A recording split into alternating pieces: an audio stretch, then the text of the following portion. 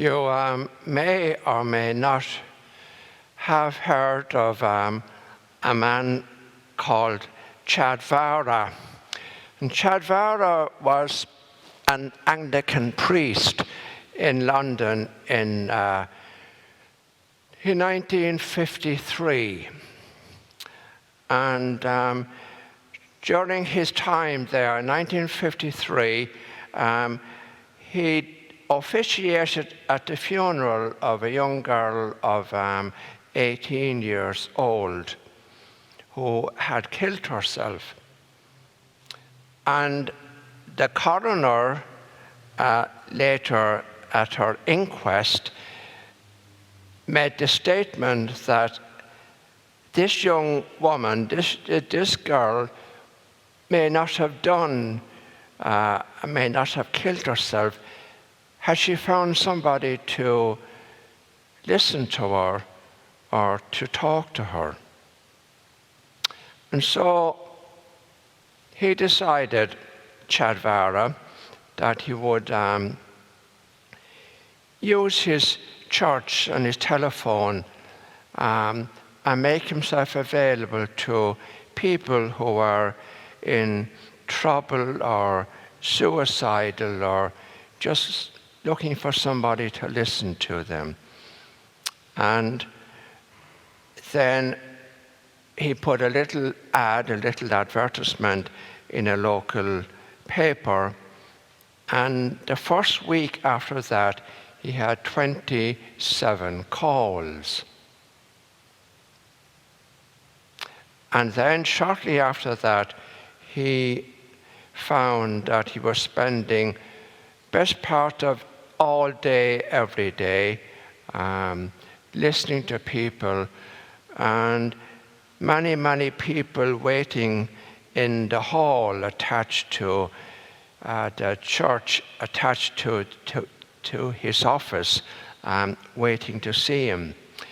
And it got so many people who were there that eventually he asked a number of his parishioners to help him by means of making a cup of tea or a cup of coffee for the people waiting.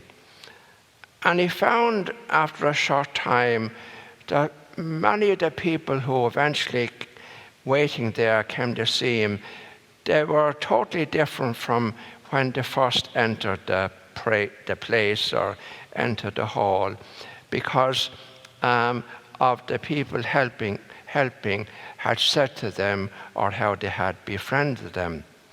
And so he got the idea that he would train a group of his parishioners to talk to the people and to befriend them and to maybe help them while they were waiting. And thus began the Samaritans. Now, everybody has heard of the Samaritans, and that's how it began, by the very simple act of a simple priest who had compassion and love. Imagine the difference Jesus made to that man in the gospel this morning. He was a total outcast. And it wasn't just a miracle that Jesus worked, because we know God can work miracles. But you got to read between the lines. It wasn't that Jesus worked a miracle. It was the real story in the gospel this morning is about restoring relationships, bringing somebody back into the community so that they feel accepted again. I don't know if you've ever seen anybody with leprosy, but in the time of Jesus, the Greek words and the Hebrew words for leprosy would not be similar to our definition of leprosy to today. You'd have to go back to Gerhard Hansen to get, a good biomedical description of leprosy. But it was more likely some kind of psoriasis or scaly skin. What we do know, it wasn't infectious, it wasn't contagious. So it wasn't like, for example, the coronavirus.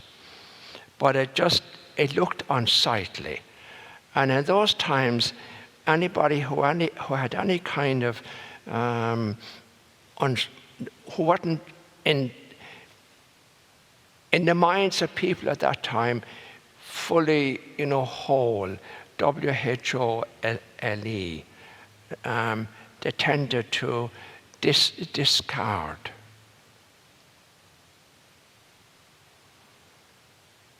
And that's how this poor man felt. He was a discarded, a disvalued human being. And Jesus restored him to the community. He said, go show yourself to the priest and prove that you now can be accepted back into the community. So have you seen how much power and authority that the priests in those times had, which again was wrong. And Jesus, by the very fact that he touched him, again because of the purity laws at those times, he became unclean. But was Jesus worried about that? No. Jesus broke all the social rules. And so that's why at the end of the gospel this morning, we're told that Jesus lived outside in deserted places. He could no longer go into any town or go into where there was any community of people. So they began coming to him. So now that's what happened in the time of Jesus. And you've often heard me saying that the gospel is always in the now. And so today, you and I here today, and you listening to me, how do you treat people who are not, so to speak, in your group?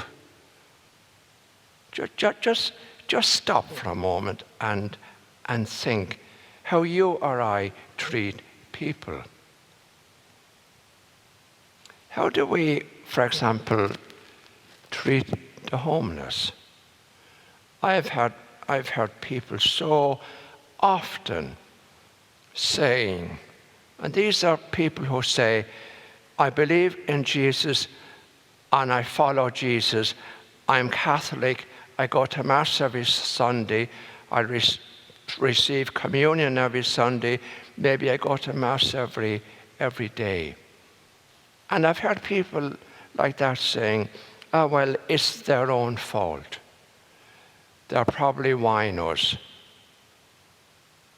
Not everybody out there today, today more than ever before, are homeless because of their own fault.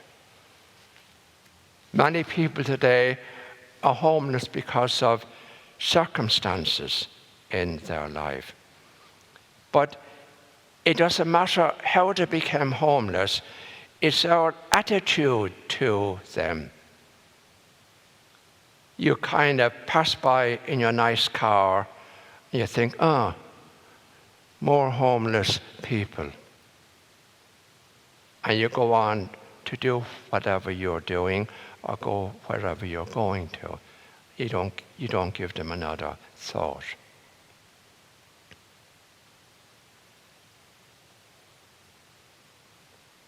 But that's not what Jesus expects of us.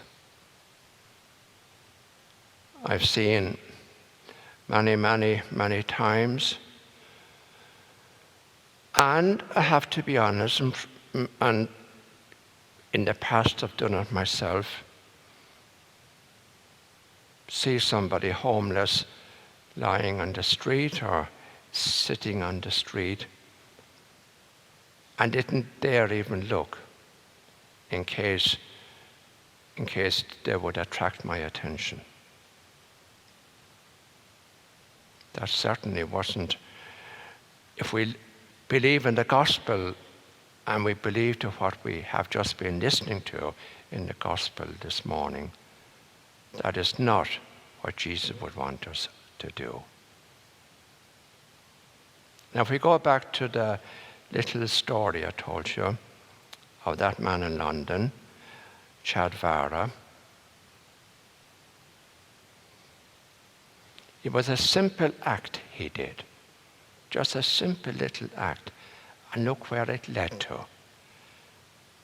And it's the little things in life that matter. Didn't Jesus say that to us? He said, even if you give a cup of water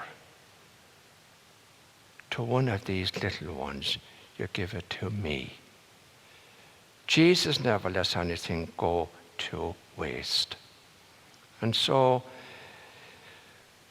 if we're going to draw, and I hope all of us do, if we're going to draw a lesson from the gospel this morning, well,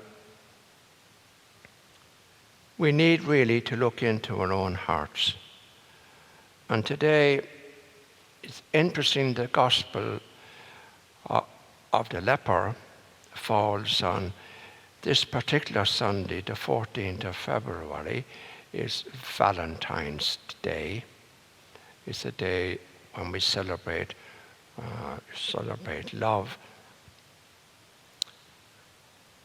And that's what the gospel this morning is about. It's about love and compassion. And love without compassion is not really love. Say to somebody, I love you. But love always demands sacrifice. There is no real love without sacrifice. It sometimes costs us. We need to show our love in action.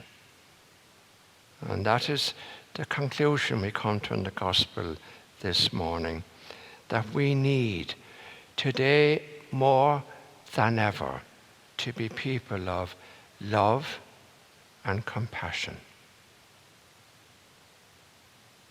And in the world in which we live today, all over the world, people are being treated so badly. All the racism and the way we look at different cultures, the way we look at people of different religions, and we think they're inferior. If you look at India and the caste system, what are our thoughts on refugees, on the people at the borders? These are not bad people. They're just people who are loved by God the same as we are. They're human beings like you and I. They're not bad because they're of a different color, or a different race, or a different religion, or because they're fleeing from violence and war, or because they're hungry. They're still God's people. And until we begin to see everybody as a beloved daughter or son of God, we're not really being Christian, never mind Catholic. We certainly cannot say, I'm a true follower of Jesus. So let's look into our own hearts today. Have a serious look at ourselves and see where we are, and especially our attitudes. That's what we need to look at. Our attitudes to so many things happening all around us today in the year 2021 in which we are now living.